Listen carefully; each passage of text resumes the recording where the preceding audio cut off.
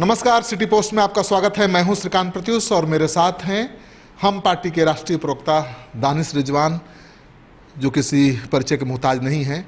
अभी इनकी पार्टी चली गई है एनडीए में, यानी नीतीश कुमार के साथ। आइए बात करते हैं कि अच्छा ये बताइए, मांझी जी जेडीयू में गए हैं या एनडीए में गए? देखिए, दाल घी में गिरे या घी दाल में गिरे, खाना टेस्टी होता है। हम जेडीयू के साथ रहें या एनडीए के साथ जाएं, मजबूत नीतीश कुमार ही होंगे। हम उसी एजेंडे के साथ आगे गए। नहीं, मेरा सवाल ये है कि जेडीयू में मांझी जी गए हैं या एनडीए में गए? मैंने वही आपको जवाब दिया कि घी दाल में गिरे या दाल घी में गिरे, इकट्ठा तो दोनों को एक साथ। जेडीयू में जाने का मतलब है कि मर्ज करना, पार्टी मर्ज करना। एनडीए में जाने का मतलब है कि पार्टी रहेगी। देखिए, बिहार में नीतीश कुमार जी का एजेंडा है, डेवलपमेंट का एजेंडा है, और वो एजेंडा नीतीश कुमार जी के नाम के साथ जुड़ा हुआ है। नीतीश कुमार जी अपने एजेंडे को लेकर जिनके साथ भी आज तक गए हैं, उनके साथ सरकार बनाई है, इसलिए कि बिहार की जनता को नीतीश कुमार जी के नेतृत्व पर भरोसा है। हमने इसी तरीके से स्पष्ट तरीके से इन बातों का जिक्र किया है और कहा है कि हम नीतीश कुमार जी के डेवलपमेंट के एजेंडे के साथ जा रहे हैं। मतलब साफ है कि नीतीश कुमार जी का एजेंडा आज के वक्त में एनडीए का एजेंडा है और उस एजेंडे के साथ हम हैं। दानिश रिजवान, आप जवाब नहीं दे रहे हैं मेरे सवाल का। मैं कह रहा हूं कि पार्टी कहीं मर्ज तो नहीं करेगी जेडीयू में? किसी भी कीमत पर हिंदुस्तानी आवाम मोर्चा किसी पॉलिटिकल पार्टी में मर्ज नहीं करेगी। हम नीतीश कुमार के सहयोगी दल के साथ हैं, उनके एक सहयोगी की भूमिका में होंगे, और आप 20 से 25 तारीख का इंतजार करिए, सारी तस्वीर साफ हो जाएगी। चिराग पासवान बहुत नाराज हैं और वो अकेले चुनाव मैदान में उतरने की कोशिश कर रहे हैं। नीतीश जी से चिराग पासवान खुश कब थे कि आज नाराज होंगे? कई एक इंटरव्यूज़ में, कई एक भाषणों में, कई एक बैठकों में स्पष्ट तरीके से उन्होंने कहा है कि बिहार सरकार में वो शामिल नहीं है। नीतीश कुमार जी के कार्यशैली पर हमेशा सवालिया निशान खड़ा कराया उन्होंने। तो वैसी स्थिति में चिराग पासवान जी की नाराज़गी का कोई मतलब नहीं होता है। मतलब नया नवेला अगर कोई रूठता है तो इंसान मनाने जाता है। जो कन्या पहले से रूठी है और बार बार रूठी है, वैसे कन्या को बार बार नहीं मनाया जाता है। लेकिन कन्या रूठी रहेगी तो नुकसान तो होगा ना एनडीए को। देखिए, विकास की गाड़ी आगे बढ़ चुकी है। जिसको चढ़ना है चढ़े, जिसको उतरना है उतरे। मजबूती के साथ हम आगे बढ़ रहे हैं। आपने देखा कि एक विज्ञापन पिछले दिनों कुछ पॉलिटिकल पार्टी के लोगों ने छपवाया था।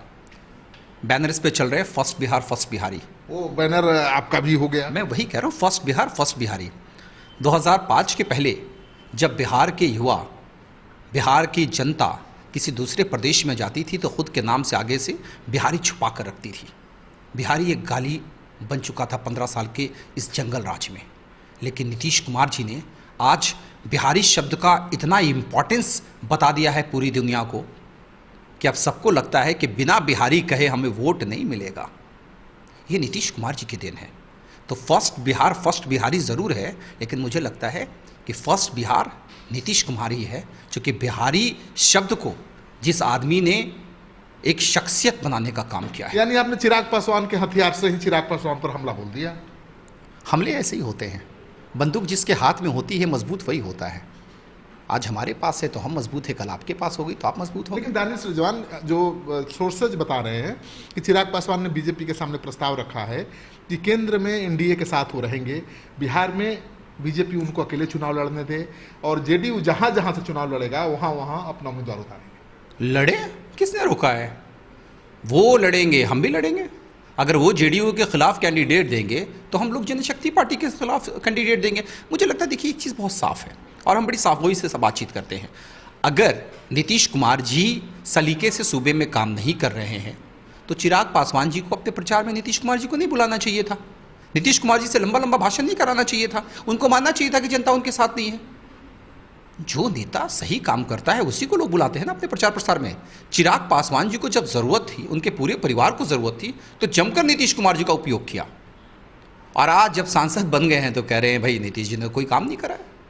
और देखिए, अगर आप एनडीए में शामिल हैं तो बिहार में तो एनडीए की सरकार है। एनडीए में शामिल है तो बिहार में भी शामिल रहिए। एनडीए में शामिल नहीं है तो खुलेआम आकर बोल दीजिए कि हम एनडीए में नहीं है।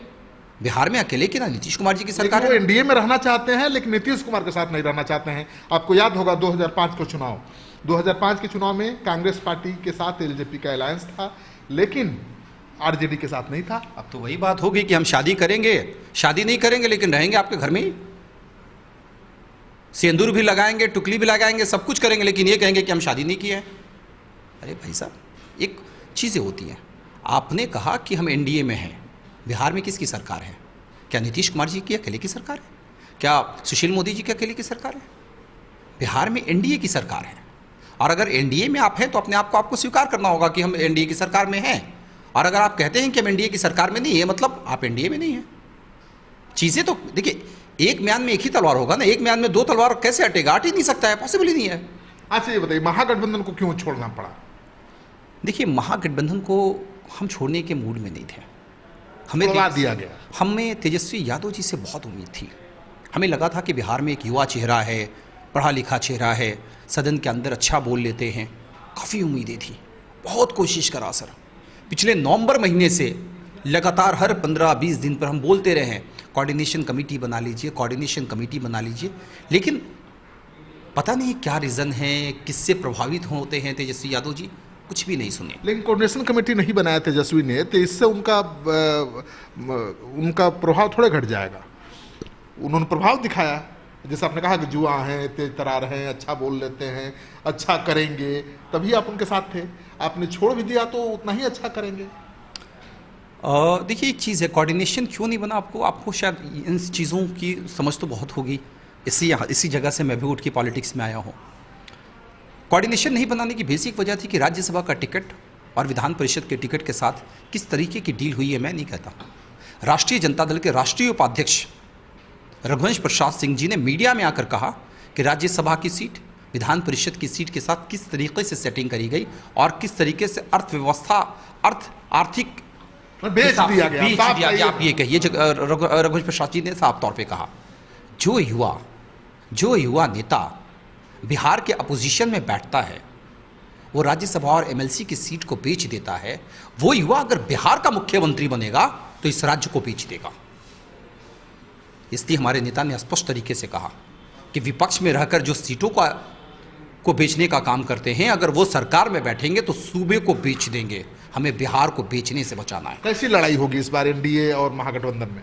लड़ाई कहाँ है, एक तरफा लड़ाई है। आज आप देख रहे हैं, अभी मैं तेज प्रताप जी का एक इंटरव्यू सुन रहा था, उन्होंने सीट बदल लिया है डर से। अब जिस पार्टी के सुपीरियर लीडर हार की डर से अभी से अपना सीट बदल रहे हैं, कार्यकर्ताओं की स्थिति क्या होगी? तेज प्रताप जी अब महुआ से नहीं लड़ेंगे, हसनपुर से लड़ेंगे।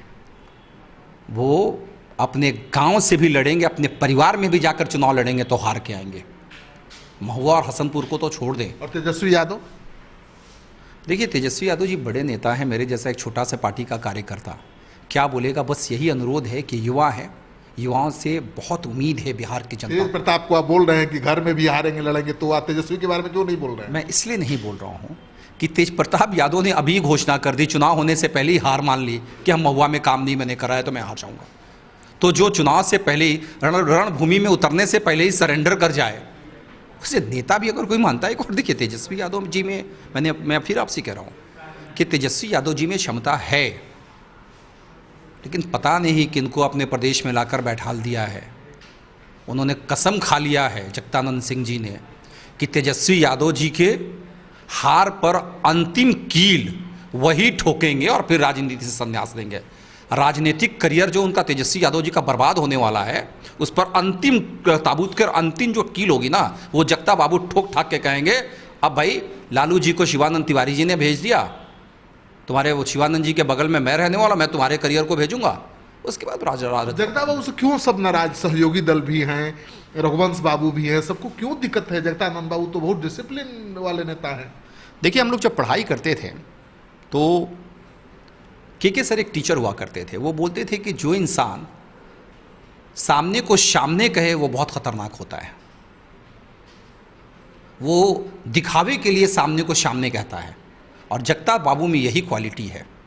और मुझे लगता है कि टीचर्स कभी स्टूडेंट्स को गलत बातें नहीं सिखाते हैं। तानाशाही पॉलिटिकल पार्टी में नहीं चलती है, प्राइवेट लिमिटेड कंपनीज़ में चलती है। और वो जिन पॉलिटिकल लिमिटेड पार्टीज़ में भी तानाशाही चलती है, वो प्राइवेट लिमिटेड कंपनी भी धराशायी हो जाती है। रघुवंश बाबू ने भी कहा कि डीएम का दफ्तर बन गया, आरजेडी का दफ्तर। डीएम से भी दफ्तर से बुरे हालात हैं। अरे बिहार में न्याय के साथ विकास वाली सरकार है, डीएम के चैम्बर में भी एक गरीब का बच्चा फटा कुचा कपड़ा पहन के भी जाता है और छाती ठोक करके कहता है कि कलेक्टर साहब आपको ये काम करना होगा। आपने देखा कि हमारे सूबे के डीजीपी ने क्या कहा है कि अंतिम पायदान का भी आदमी अगर आपके चैम्बर में आता है तो कुर्सी देकर बात करानी है। ये हमारे डीजीपी ने निर्देश दिया है। लेकिन आरजेडी में एक विधायक, दलित विधायक मसौड़ी की बेचारी मंच पर जाकर खड़ी हो गई तो जगता बाबू ने हाथ पकड़ के नीचे उतार दिया। ये आरजेडी में नई तानाशाह है। जिस दुनिया में हिटलर की तानाशाही नहीं चली तो ये जगदा बाबू टाइप लोगों की तानाशाही क्या ये चली। चुनाव तेजस्वी जी लड़ रहे हैं या लालू जी लड़ रहे हैं? क्योंकि सब लोग तो लालू जी के दरबार में हाजिरी लगा रहे हैं। ये चुनाव ना तेजस्वी जी लड़ रहे हैं ना लालू जी लड़ रहे हैं। ये तो इस चुनाव को इन लोगों ने एक मजाक बना के रख दिया है। टिकट मिलेगा जेल से, बच्चा बिहार में प्रचार करेगा बेल से, ऐसी चीज़ें नहीं चलती हैं।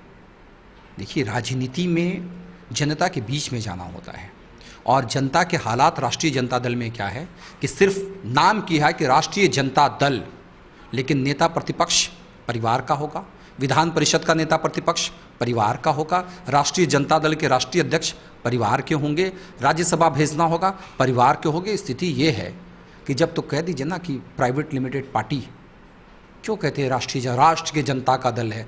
अरे जनता को तो आप सहभागिता नहीं देते हैं। ये बार बार अभी दलित उत्थान की बात कर रहे थे, लगातार करें कि दलितों के लिए हमने किया। मैं चुनौती देता हूं कि अगर दलितों के लिए किया है तो जेल से पार्टी क्यों चला रहे हैं? किसी दलित नेता को बना दे। शिवचंद्र राम अच्छे नेता हैं, अच्छा बोल लेते हैं, उनको पार्टी का राष्ट्रीय अध्यक्ष बना दे।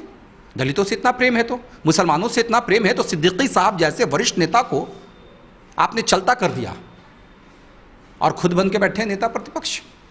आखिरी सवाल, दानिश रिजवान की पार्टी को कितनी सीटें मिल रही है विधानसभा चुनाव में? सब लोग जानना चाहते हैं। हमारा एजेंडा सीट नहीं है, हमारा एजेंडा बिहार का डेवलपमेंट है। ये कोई बात नहीं हुई दानिश जी, गए हैं तो सीट चाहिए, और कितनी सीटें मिलेंगी आज खोल दीजिए। मैंने आपको कहा कि हमारी पार्टी के जितने कार्यकर्ता हैं मजबूत कार्यकर्ता हैं।